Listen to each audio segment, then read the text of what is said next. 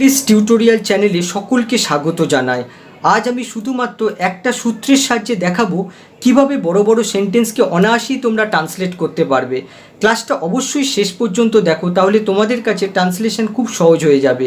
এবারে আজকে যে সূত্রটা তোমাদের বলতে চলেছি সেটা অবশ্যই মুখস্থ রাখার চেষ্টা করবে এবং সেই সূত্রকে কিভাবে সেন্টেন্সে ইউজ করবে সেটা মনোযোগ দিয়ে শোনো। সূত্রটা হলো subject plus transitive verb plus object plus complement plus modifier. প্রথমেই তোমাদের ট্রানজিটিভ ভার্বকে প্রশ্ন করতে হবে কে বা কী দিয়ে, যে উত্তর পাওয়া যাবে সেটা হবে সাবজেক্ট। ট্রানজিটিভ ভার্বকে কী বা কাকে দিয়ে প্রশ্ন করে যে উত্তর পাওয়া যাবে সেটা হবে অবজেক্ট। আর অবজেক্ট সম্পর্কে কোনো ইনফরমেশান দিলে সেটা হবে কমপ্লিমেন্ট, অর্থাৎ অবজেক্ট কমপ্লিমেন্ট। তারপরে ট্রানজিটিভ ভার্বকে কীভাবে, কোথায়, কখন, কেন এসব দিয়ে প্রশ্ন করে যে উত্তর পাওয়া যায় সেটা হয় মডিফায়ার। এই মডিফায়ারের ক্ষেত্রে প্রথমে আসবে কিভাবে, তারপরে আসবে কোথায়, তারপরে আসবে কখন, তারপরে আসবে কেন। এই কেন যে সবসময় শেষে বসে তা নয়, অনেক সময় বাক্যের উপর ডিপেন্ড করে আগেও বসতে পারে। আর এই ট্রানজিটিভ ভার্ব যদি ইনট্রানজিটিভ ভার্ব হয় তাহলে কিন্তু এই অবজেক্ট আর কমপ্লিমেন্টটা উঠে যাবে আর সরাসরি চলে আসবে মডিফায়ার। আর ইনট্রানজিটিভ ভার্বের ক্ষেত্রে মডিফায়ারে প্রথমে কোথায়টা অনেক ক্ষেত্রে বসে যায়। আর ট্রানজিটিভ ইনট্রানজিটিভ ভার্ব যদি না থেকে এই জায়গায় বি ভার্ব থাকে তাহলে কিন্তু এই অবজেক্টটা থাকবে না, কমপ্লিমেন্ট চলে আসবে। তাহলে সেক্ষেত্রে স্ট্রাকচার কী হবে, সাবজেক্ট বি অথবা লিঙ্কিং ভার্ব, তারপরে চলে আসবে কমপ্লিমেন্ট, তারপরে আসবে মডিফায়ার। এই কমপ্লিমেন্ট আর উপরের যে কমপ্লিমেন্ট এই দুটো কিন্তু এক নয়। এই উপরের কমপ্লিমেন্টটা অবজেক্ট সম্পর্কে তথ্য দিচ্ছে, এটা হচ্ছে অবজেক্ট কমপ্লিমেন্ট। আর বি ভার্বের পরে যে কমপ্লিমেন্ট আসে সেটা সাবজেক্ট সম্পর্কে তথ্য দেয়, এটা হচ্ছে সাবজেক্ট কমপ্লিমেন্ট। আবার যদি ট্রানজিটিভ ভার্বের জায়গায় ডাই ট্রানজিটিভ ভার্ব আসে তাহলে সেক্ষেত্রে কিন্তু দুটো অবজেক্ট গ্রহণ করবে। তাহলে সেক্ষেত্রে স্ট্রাকচারটা কী হবে, subject plus die transitive verb, তারপরে আসবে প্রথমে আসবে ইনডিরেক্ট অবজেক্ট, তারপরে ডিরেক্ট অবজেক্ট, তারপরে আসবে কমপ্লিমেন্ট, তারপরে আসবে মডিফায়ার। এবারে আমরা প্রথম সেন্টেন্সে চলে যাব। দেখো প্রত্যেকটা সেন্টেন্সের ওপরে সূত্রটা লিখে দিয়েছি যাতে সেই সূত্রটা সেন্টেন্সে কিভাবে ইউজ হয় বুঝতে পারো। প্রথম সেন্টেন্সটা হচ্ছে আমি মেয়েটাকে বাগানে হাত দিয়ে ফুল তুলতে দেখলাম। প্রথমে আমাদের ভার্ব খুঁজতে হবে, দেখলাম, এই দেখলামটা হচ্ছে ভার্ব। কে দেখলো, আমি দেখলাম, আমি হচ্ছে এখানে সাবজেক্ট। কাকে দেখলাম, মেয়েটাকে দেখলাম, মেয়েটা হচ্ছে এখানে অবজেক্ট। এবারে দেখতে হবে যে অবজেক্ট সম্পর্কে কোনো ইনফরমেশান দেওয়া হয়েছে কি না। কোন মেয়েটাকে দেখলাম, ফুল তুলতে, অর্থাৎ ফুল তোলা মেয়েটাকে দেখলাম, অর্থাৎ মেয়েটা তখন ফুল তোলার কাজ করছিল, তাহলে এটা হয়ে গেল কমপ্লিমেন্ট। এবারে আসছে মডিফায়ার, কিভাবে সে ফুল তুলছিল, হাত দিয়ে। আচ্ছা কোথায় ফুল তুলছিল, বাগানে। তাহলে কি হবে, প্রথমে আসছে আই স দ্য গার্ল, এখানে গার্ল হচ্ছে অবজেক্ট। কোন মেয়েটাকে দেখলাম, ফুল তোলা মেয়েটাকে দেখলাম, পিকিং ফ্লাওয়ার, এই পিকিং ফ্লাওয়ার হচ্ছে এখানে অবজেক্ট সম্পর্কে ইনফরমেশান দিচ্ছে, এটা হচ্ছে কমপ্লিমেন্ট। এখানে আইএনজি ফর্ম কেন ইউজ করা হয়েছে, আমি যখন দেখছিলাম তখন কিন্তু মেয়েটা ফুল তোলার কাজটা করছিল, অর্থাৎ রানিং অবস্থায় ছিল, তার জন্য প্রেজেন্ট পার্টিসিপল ইউজ করা হয়েছে। এবার কমপ্লিমেন্টের পরে আসছে হচ্ছে মডিফায়ার, কিভাবে সে ফুল তুলছিল, নিজের হাত দিয়ে, উইথ আর হ্যান্ড। কোথায়, ইন দ্য গার্ডেন। পরেরটা দেখো, রোহিত রোজ সকালে পায়ে হেঁটে বাজারে যায় সবজি কিনতে। এখানে ভার্ব হচ্ছে যায়। কে যায়, রোহিত যায়। যায় যেহেতু ইনট্রানজিটিভ ভার্ব তাই সরাসরি প্লেসটা বসে গেল। কোথায় যায়, বাজারে যায়। আচ্ছা কিভাবে যায়, পায়ে হেঁটে যায়। আচ্ছা কখন যায়, রোজ সকালে যায়। কেন যায়, সবজি কিনতে যায়। এইভাবে তোমাদের রুল অনুযায়ী সাজিয়ে নিতে হবে। তাহলে প্রথমে আসছে Rohit goes to the market, প্লেসটা বসে গেল, মডিফায়ারে প্লেস বসে গেল। তারপরে কিভাবে, অন ফুট, পায়ে হেঁটে। কখন, প্রতিদিন সকালে, এভরি মর্নিং। কেন মার্কেটে যায়, সবজি কিনতে, টু বাই ভেজিটেবলস। পরেরটা দেখো, স্বাধীনতা সংগ্রামীরা দেশের স্বাধীনতার জন্য প্রাণ দিয়ে দেশকে রক্ষা করেছিল। এখানে রক্ষা করেছিল হচ্ছে ভার্ব। আচ্ছা কে রক্ষা করেছিল বা কারা রক্ষা করেছিল, স্বাধীনতা সংগ্রামীরা, এটা হচ্ছে সাবজেক্ট। আচ্ছা কাকে রক্ষা করেছিল, দেশকে, তাহলে দেশ হচ্ছে এখানে অবজেক্ট। কিভাবে রক্ষা করেছিল, প্রাণ দিয়ে। আর কেন তারা দেশকে রক্ষা করেছিল, দেশের স্বাধীনতার জন্য। তাহলে ইংলিশটা কী হবে, স্বাধীনতা সংগ্রামীরা, দ্য ফ্রিডম ফাইটার, এটা হচ্ছে সাবজেক্ট। রক্ষা করেছিল, ডিফেন্ডেড, এটা হচ্ছে ভার্ব। কাকে রক্ষা করেছিল, দ্য কান্ট্রি, এখানে হচ্ছে অবজেক্ট। এখানে দেখো অবজেক্ট সম্পর্কে কোনো এক্সট্রা ইনফরমেশান নেই, তাহলে এখানে কমপ্লিমেন্ট কোনো কাজে লাগবে না। মডিফায়ারে চলে আসতে হবে। মডিফায়ারে প্রথমেই আসছে কিভাবে, জীবন দিয়ে, উইথ দেয়ার লাইভস। তারপরে আসছে যে কেন তারা দেশকে রক্ষা করেছিল, দেশের স্বাধীনতার জন্য, for the independence of the country. পরেরটা দেখো, স্থানীয় নেতা 10ই নভেম্বর হাসপাতাল উদ্বোধনের সময় তহবিল থেকে নিজের হাতে দরিদ্রদের সাহায্যের জন্য বস্ত্র বিতরণ করেছিলেন। এটা একটা বড় সেন্টেন্স, কিন্তু রুল অনুযায়ী করলে কিন্তু খুব ইজি হয়ে যাবে। এখানে দেখো ভার্ব হচ্ছে বিতরণ করেছিলেন, এটা হচ্ছে ভার্ব। কে বিতরণ করেছিলেন, স্থানীয় নেতা, এটা হচ্ছে সাবজেক্ট। কি বিতরণ করেছিলেন, বস্ত্র, তাহলে বস্ত্র হচ্ছে এখানে অবজেক্ট। আর বস্ত্র অর্থাৎ অবজেক্ট সম্পর্কে কোনো এখানে এক্সট্রা ইনফরমেশান নেই, তাহলে এখানে কমপ্লিমেন্ট কাজে লাগবে না, সরাসরি মডিফায়ারে আসতে হবে।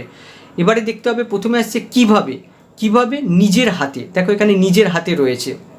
আচ্ছা কোথায়, এখানে রয়েছে কোথা থেকে, তহবিল থেকে। তারপরে আসছে কখন বস্ত্র বিতরণ করবে, 10ই নভেম্বর হাসপাতাল উদ্বোধনের সময়, তাহলে কখন পেয়ে গেলাম।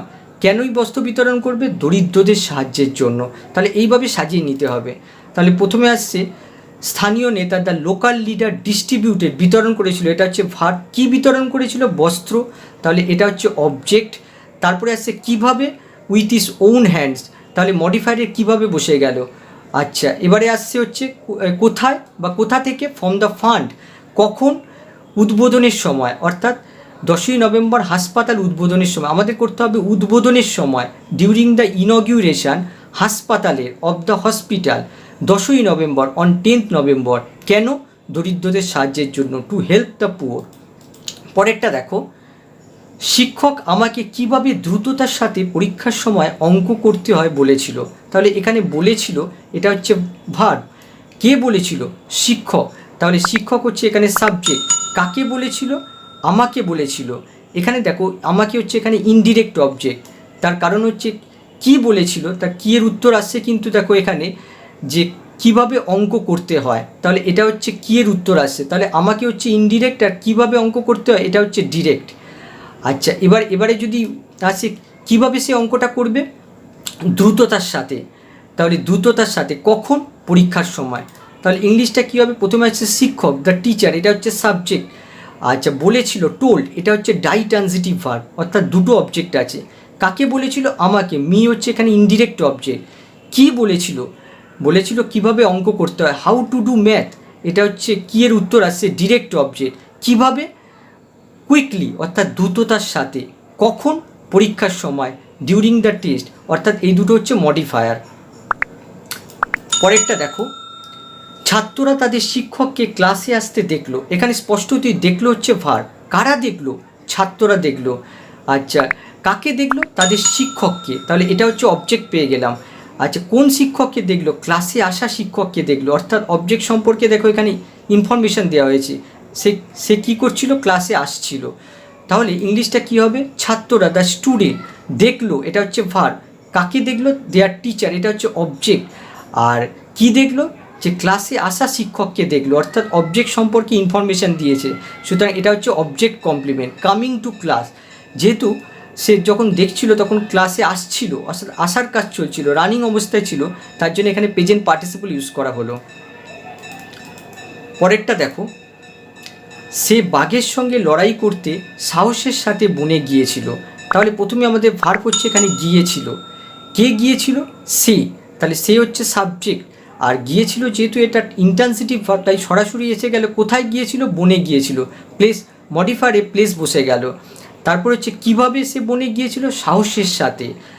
আর কেন বনে গিয়েছিল, বাঘের সঙ্গে লড়াই করতে, তাহলে কি হবে, he went to the forest, place বসে গেল। কিভাবে, ব্রেভলি, সাহসের সঙ্গে।